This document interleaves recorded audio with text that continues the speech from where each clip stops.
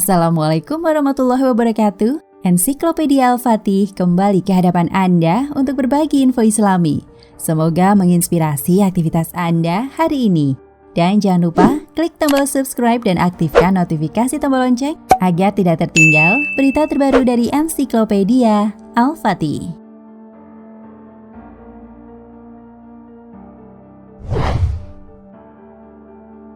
Beriman kepada hari akhir adalah salah satu bukti bahwa seseorang beriman kepada Allah Subhanahu wa Ta'ala dan Rasul-Nya. Di dalam ayat Al-Quran, Allah Subhanahu wa Ta'ala mengkabarkan kondisi hari kiamat. Kita tidak bisa membayangkan hari kiamat karena peristiwa tersebut yang begitu dahsyatnya. Sampai wanita yang menyusui lalai akan anaknya, dan wanita hamil pun keguguran. Coba kita merenungi dan mengingat sejenak. Di beberapa kejadian yang sempat diabadikan oleh media, ada seorang ibu ketika terjadi gempa yang dahsyat tertimbun tanah dengan posisi memeluk anaknya. Namun ketika hari kiamat, Allah Subhanahu wa Ta'ala memberikan gambaran kepada hambanya bahwa seorang ibu yang menyusui, ingat posisi menyusui adalah seorang ibu sedang menggendong anaknya. Namun seorang ibu tersebut lalai kepada anak yang sedang disusuinya. Juga wanita yang sedang hamil pun langsung keguguran karena dahsyatnya goncangan ketika hari kiamat. Saking dahsyatnya dan begitu ngerinya hari kiamat, kaum mukminin pun bertanya kepada Rasulullah Shallallahu Alaihi Wasallam yang diabadikan dalam surat Al-A'raf ayat 187.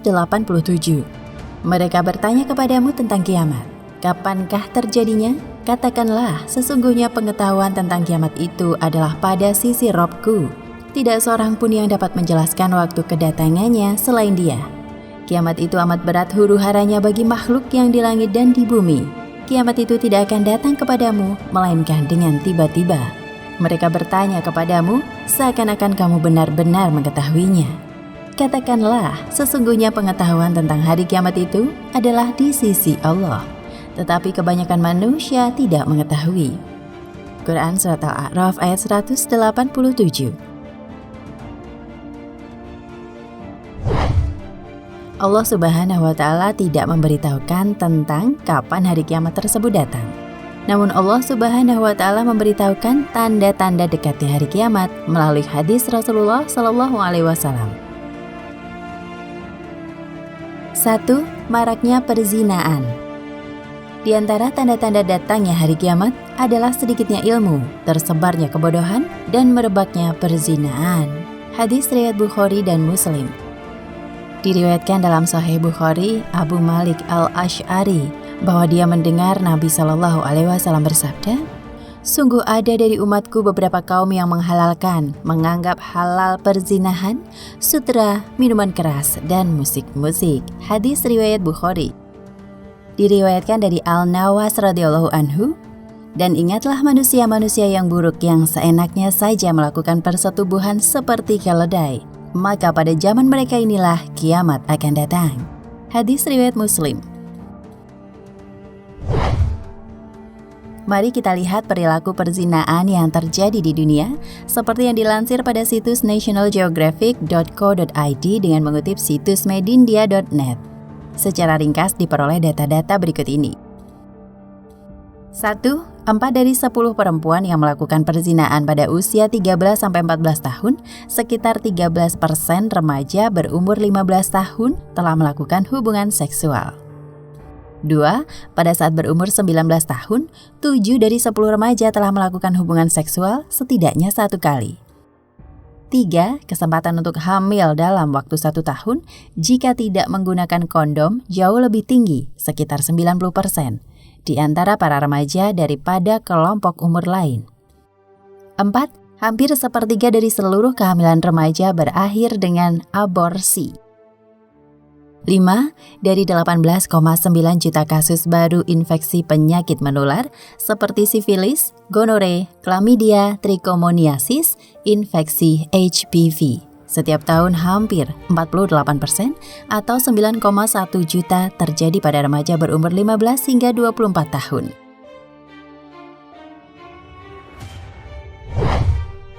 Bagaimana dengan Indonesia? Berdasarkan penelitian yang dilakukan oleh peneliti Universitas Indonesia UI, memperoleh suatu data tentang perilaku menyimpang remaja masa kini. Sebanyak 97% anak remaja sudah menonton film porno, 62,7% remaja wanita sudah tidak perawan, dan 21,2% remaja wanita telah melakukan aborsi. Survei Kesehatan Reproduksi Remaja Indonesia (SKRRI) 2012 mengungkap perilaku pacaran yang dinilai mengkhawatirkan. SKRRI mengungkap beberapa perilaku berpacaran remaja yang belum menikah.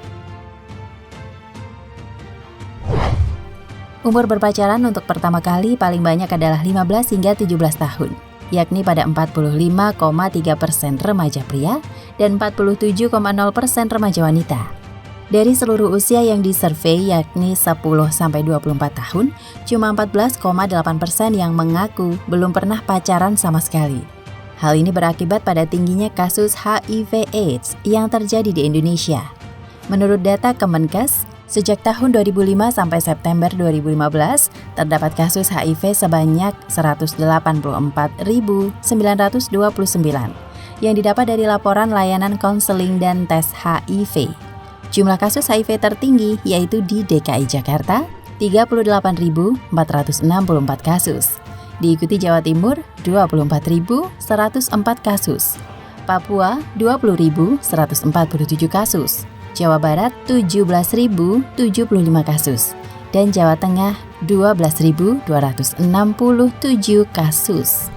Data di atas adalah fenomena gunung es. Kasus yang tidak nampak sebenarnya lebih banyak daripada yang nampak.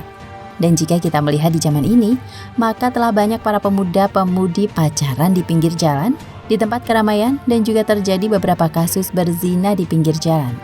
Maka tanda akhir zaman, yaitu banyak kasus perzinaan, telah tampak di depan mata kita.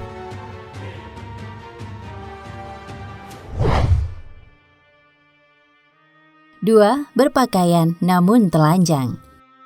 Ada dua golongan dari penduduk neraka yang belum pernah kulihat. 1. Suatu kaum yang memiliki cambuk seperti ekor sapi untuk memukul manusia.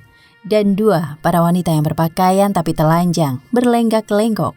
Kepala mereka seperti punuk unta yang miring. Wanita seperti itu tidak akan masuk surga dan tidak akan mencium baunya, walaupun baunya tercium selama perjalanan sekian dan sekian. Hadis riwayat Muslim. Mari kita cermati di poin kedua. Para wanita yang berpakaian tapi telanjang, berlenggak-lenggok, kepala mereka seperti punuk unta yang miring. Imam An-Nawawi dalam kitab Al-Minhaj Syarh Sahih Muslim. 1. Wanita yang berpakaian tapi telanjang. 1. Wanita yang menutup sebagian tubuhnya dan menyingkap sebagian lainnya. 2.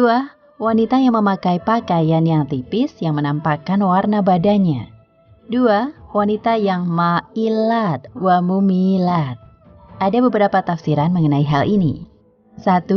Dimaksud adalah tidak taat pada Allah dan tidak mau menjaga yang mesti dijaga. Mumilat yang dimaksud adalah mengajarkan yang lain untuk berbuat sesuatu yang tercela.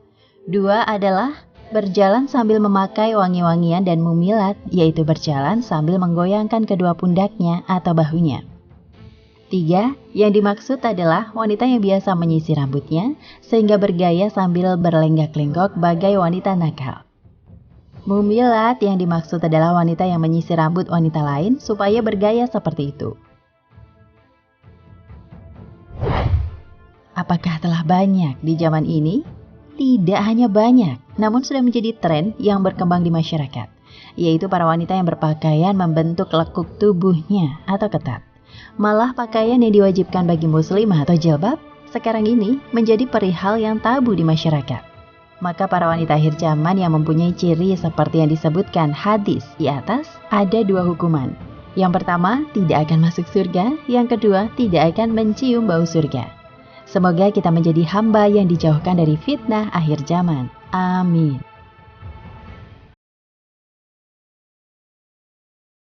Nah pemirsa Ensiklopedia Al-Fatih, sampai di sini perjumpaan kita kali ini. Semoga menginspirasi.